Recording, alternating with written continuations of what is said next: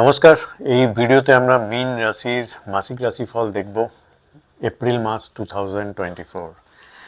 গোচর ফল যেরকম চলছে, গোচরের রেসপেক্টেই প্ল্যানেটারি পজিশন যেরকম দাঁড়াচ্ছে, সেই রেসপেক্টে কি ইম্প্যাক্ট পড়তে পারে মীন রাশির ক্ষেত্রে জেনারেলভাবে, শুধুমাত্র গোচরের রেসপেক্টে সেটার হিসেবে ক্যালকুলেশনটা করা হবে। এই ভিডিওটা অ্যাকচুয়ালি চন্দ্র রাশি সাপেক্ষে করা হয়েছে। বেশি মিল পেতে পারেন যাদের রাশি মীন রাশি, লগ্ন সাপেক্ষেও যদি দেখেন কিছুটা মিল পেতে পারেন।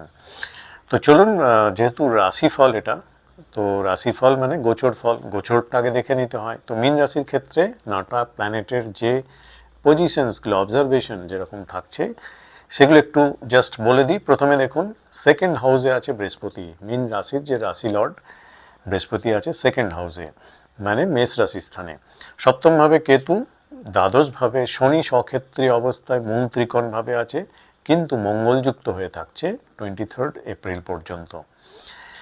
মীন রাশি স্থান সব থেকে ইম্পর্টেন্ট। যত রাশিগুলো দেখা যাচ্ছে এই মাসে, তার মধ্যে মীন রাশি স্থানটা খুব ফ্লাকচুয়েটিং মনে হচ্ছে, কেননা রাশি স্থানেই 5টা প্ল্যানেটের ট্রানজিশন চলবে। কিছু প্ল্যানেট চলে যাবে, কিছু প্ল্যানেট আবার, যেমন মঙ্গল ঢুকবে 23 এপ্রিলের পরে। পুরো মাসটাই থাকছে রাহু এখানে, সূর্য থাকছে এখানে 13 এপ্রিল পর্যন্ত। তো গ্রহণ হচ্ছে 8ই এপ্রিল, গ্রহণ হচ্ছে, সূর্য রাহুযুক্ত থাকছে, 8ই এপ্রিল গ্রহণ হচ্ছে, আপনারা হয়তো জানেন। শুক্র মীন রাশির ক্ষেত্রে খুব একটা কারক প্ল্যানেট নয়, কিন্তু শুক্র এখানে উচ্চস্থ অবস্থায় পাচ্ছি আমরা 25 এপ্রিল পর্যন্ত। এরপরে শুক্র দ্বিতীয়ভাবে চলে যাবে। বুধ কিন্তু রেট্রোগেট হচ্ছে এই মাসে, 2 তারিখ থেকে রেট্রোগেট হচ্ছে। রেট্রোগেটের হওয়ার জন্য, বকরি হওয়ার জন্য যে অবজারভেশনটা আমরা দেখব 8 তারিখ থেকে দেখব, আবার এই রাশিস্থানে মীন রাশিস্থানেই বুধকে অবজারভেশনে দেখা যাবে। 8 তারিখ থেকে 26 এপ্রিল পর্যন্ত বুধ এখানে বকরি অবস্থায় থাকছে। তো এতগুলো প্ল্যানেট কিন্তু মীন রাশিস্থানে ঘোরাফেরা করছে, তো প্ল্যানেটারি এফেক্ট তো পড়বেই ওভারঅলভাবে। তো কি ইম্প্যাক্ট পড়তে পারে জেনারেলভাবে, চলুন আমরা দেখি। প্রথমে দেখুন, মীন রাশিতে যেহেতু এই প্ল্যানেটগুলো থাকছে, তার মধ্যে ষষ্ঠপতি 6th হাউস লর্ড সূর্য থাকছে এখানে 13 এপ্রিল পর্যন্ত, এবং এই সূর্য রাহুযুক্ত থাকছে। তো শরীর স্বাস্থ্যের ব্যাপারের দিকটা কিন্তু একটু বেশি নজর দেওয়ার দরকার আছে। এবং ডিজিজ যেগুলো কম বেশি, যেগুলো খুব ইম্পর্টেন্ট ডিজিজ, যেগুলো একটু বেশি সাফারিং আসতে পারে মনে হচ্ছে, সূর্য এখানে রাহুযুক্ত থাকছে। তো সূর্য রিলেটেড যে ডিজিজগুলো একটু যেগুলো হতে পারে, যেগুলো যাদের আছে তাদের কিন্তু বাড়তেও পারে। Brain related disease, heart troubles হতে পারে, বা যাদের ট্রাবলস ছিল আগে, কম বেশি ছিল, সেগুলো একটু বাড়তে পারে। চোখের সমস্যা, আই ডিজিজ কিন্তু হতে পারে। হাই ব্লাড প্রেশার জনিত ব্যাপারগুলো কিন্তু খুব ফ্লাকচুয়েট করবে। এই জায়গাটার একটু ধ্যান দেওয়া দরকার যাদের হাই প্রেশার আছে, বিপি আছে।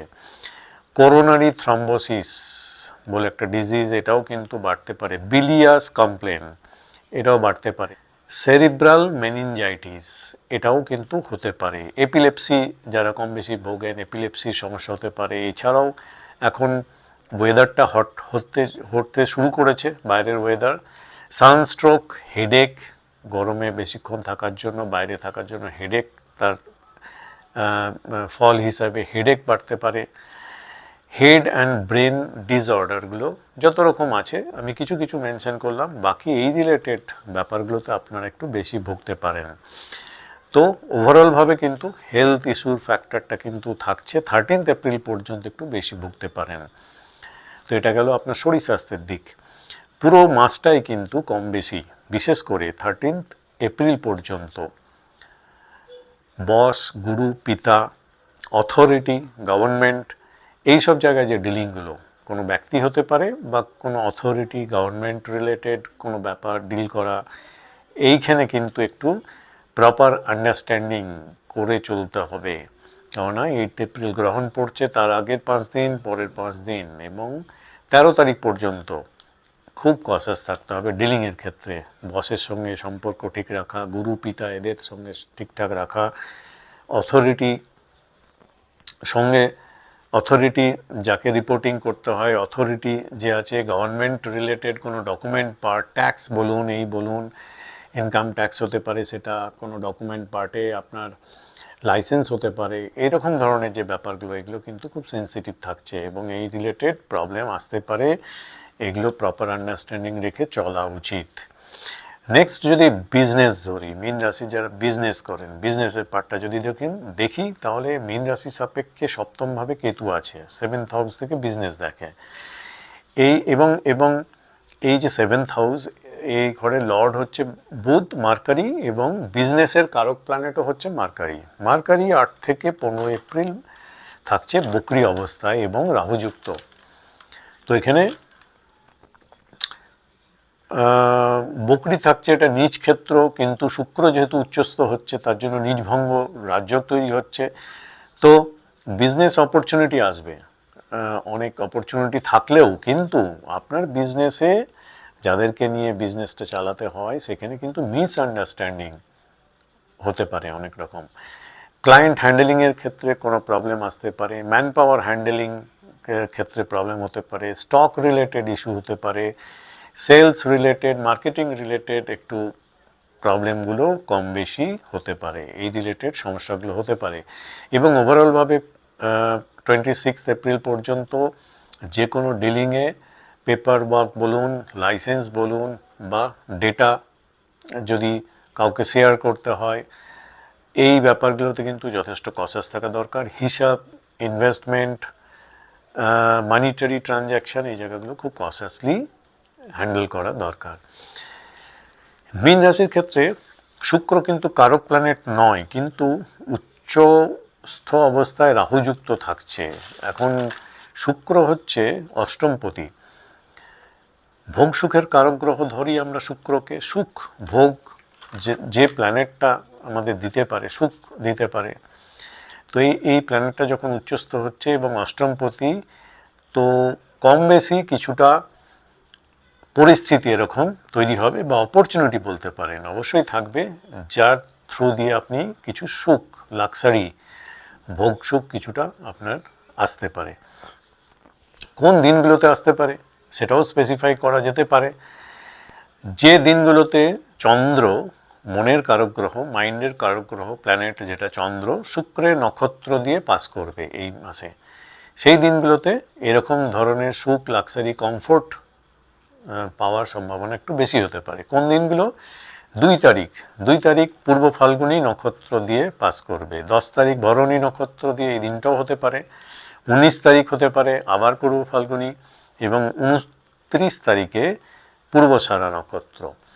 তো এই প্ল্যানেটগুলো দিয়ে যখন চন্দ্র পাস করবে, এই দিনগুলোতে আপনার সুখ, কমফোর্ট, এগুলোর ভাগ্য কিছুটা আপনার থাকতে পারে, বেশি হতে পারে। বুধ কিন্তু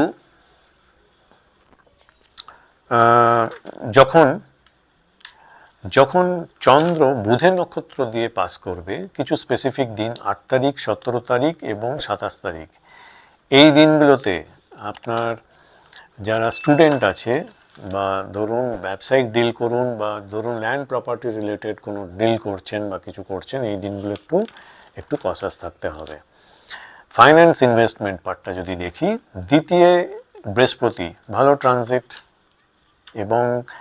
এবং শনির দৃষ্টি থাকছে। শনির দৃষ্টি মানে ধন আসবে, ঠিক আছে, প্রবলেম কিছু নেই, কিন্তু সেখানে খরচার পার্টটাও কিন্তু অনেকটা দেখা যাচ্ছে। বিভিন্ন কারণে পয়সা আপনি রাখতে পারছেন না, খরচা হয়ে যাচ্ছে, এরকম ব্যাপারটা থাকবে।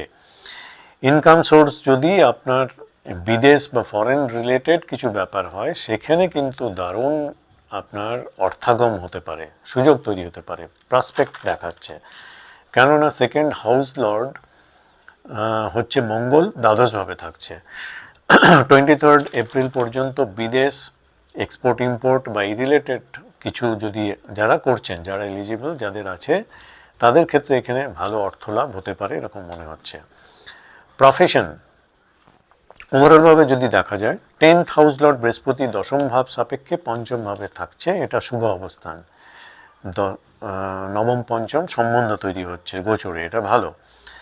তো এখানে দ্বিতীয়ভাবে থাকছে, তার মানে যারা কমিউনিকেশনের উপর নির্ভর করে আপনাদের প্রফেশনটা চলে, সেলস মার্কেটিং হতে পারে, সাংবাদিকতা হতে পারে, আপনি কনসালটেন্ট হতে পারেন, বা যেখানে যেখানে কমিউনিকেশনটাকে উপর ভিত্তি করে যেখানে আপনার প্রফেশনটা চলে, বা আপনার কমিউনিকেশন স্কিলটা এত ভালো হবে, বা এরকমও হতে পারে আপনার ফ্যামিলির হেল্পের জন্য, ফ্যামিলির কোনো বিজনেস হতে পারে, হেল্পের থ্রু আপনার প্রফেশনের গ্রোথ হতে পারে, খুব ভালো গ্রোথ হতে পারে। 13 তারিখের পরে গভর্নমেন্ট চাকরি যদি কিছু থাকে সেখানে প্রাপ্তির যোগ হতে পারে। গভর্নমেন্ট চাকরিতে যারা অলরেডি আছেন তাদের ভালো প্রসপেক্ট বা গ্রোথ হতে পারে, ওয়ার্ক প্লেস বেটার হতে পারে। যে প্রফেশনগুলো এর মধ্যেই একটু বেশি রাইজ করতে পারে, যেখানে একটু প্রসপেক্ট বেশি মনে হচ্ছে যে প্রফেশনগুলোতে, সেগুলো হচ্ছে গভর্নমেন্ট ডিপার্টমেন্টের ভালোই থাকবে, বেশ ভালো প্রসপেক্ট হতে পারে। ব্যাংকিং ডোমেনে যারা কাজ করেন, এলআইসি, ইনকাম ট্যাক্স রিলেটেড জায়গায় যারা কাজ করেন, এক্সাইজ ডিপার্টমেন্টে যারা কাজ করেন, যারা ডক্টর, তাদের ভালো গ্রোথ হতে পারে, প্রফেশনাল গ্রোথ হতে পারে। যারা ফিজিক এবং ফিজিক্যাল ব্যাপারটা দেখেন, এই ব্যাপারটা নিয়ে যারা ডিল করেন, তাদের প্রফেশনে এর মধ্যে সব থেকে ভালো প্রোগ্রেস হতে পারে। লাভ রোম্যান্সের ব্যাপারটা 23 এপ্রিল পর্যন্ত একটু কিন্তু আপ ডাউন করতে পারে রিলেশনশিপ, কেননা পঞ্চম ভাব সাপেক্ষে অষ্টম ভাবে থাকছে মঙ্গল এবং শনি, মঙ্গল শনিযুক্ত থাকছে, এখানে কিন্তু একটু আপ ডাউন করতে পারে আপনাদের রিলেশনশিপে। শেয়ার মার্কেট বা স্পেকুলেটিভ জায়গা থেকে আর্থিক গেনের জায়গাটা একটু কম প্রসপেক্ট আছে এরকম মনে হচ্ছে, খুব ফ্লাকচুয়েটিং মনে হচ্ছে। ল্যান্ড প্রপার্টি ভূসম্পত্তি নিয়ে কোনো যদি ডিলিং করতে চান, সেটা মাসের শেষ উইকের দিকে করতে পারেন, তাহলে ঠিক আছে মনে হচ্ছে। কিন্তু বাহন, লাক্সারি জিনিস যদি কিছু ক্রয় বিক্রয়ের ব্যাপার থাকে, সেগুলো আপনারা করতে পারেন 26 এপ্রিল পর্যন্ত, ভালো হতে পারে। স্টুডেন্ট লার্নার যারা আছে তাদের ক্ষেত্রে পড়াশোনার জন্য একটু সংঘর্ষ দেখাচ্ছে প্রোগ্রেসের জন্য, এরকম ওভারঅলভাবে ট্রানজিটের জন্য। যারা কোনো হাই লেভেলের রিসার্চ করছেন, যারা অকাল্ট সায়েন্স বা এই ডোমেনে কাজ করেন, যারা হিলিংয়ের কাজ করেন, তাদের ক্ষেত্রে একটা ভালো গ্রোথ হতে পারে, বা আপনার যে টার্গেট, আপনার যে গোল সেট করে রেখেছেন, সেটা অনেকটা ফুলফিল হতে পারে এই মাসে, অনেকটা কিন্তু তার সংযোগ থাকছে। তো মোটামুটি এরকমই দাঁড়াচ্ছে মীন রাশির ক্ষেত্রে। গোচরের রেসপেক্টে কী প্রসপেক্ট, প্রসপারিটি বা কোথায় খেয়াল রাখার দরকার, তার একটা আইডিয়া দিলাম। আশা করি ভিডিওটা আপনাদের হেল্প করতে পারে। যদি ভালো লাগে একটা লাইক অবশ্যই করবেন, যেটা নতুন দেখছেন সাবস্ক্রাইব করে রাখুন। অনলাইন কনসালটেন্সি যদি কেউ নিতে চান, ওয়েবসাইটে ভিজিট করতে পারেন, এখানে ডিটেলস, প্রসিডিওর, ফিজ ইত্যাদি পেয়ে যাবেন। আদারওয়াইজ হোয়াটসঅ্যাপ নাম্বারে মেসেজ এক্সচেঞ্জ করে আপনারা ইনকোয়ারি করতে পারেন। এই নাম্বারে কোনো কল জেনারেলি অ্যাকসেপ্ট করা হয় না, কল নেওয়ার মতো কেউ থাকে না, মেসেজ এক্সচেঞ্জ করে ইনকোয়ারি করতে পারেন। তো আজকের মতো এই পর্যন্তই, ধন্যবাদ।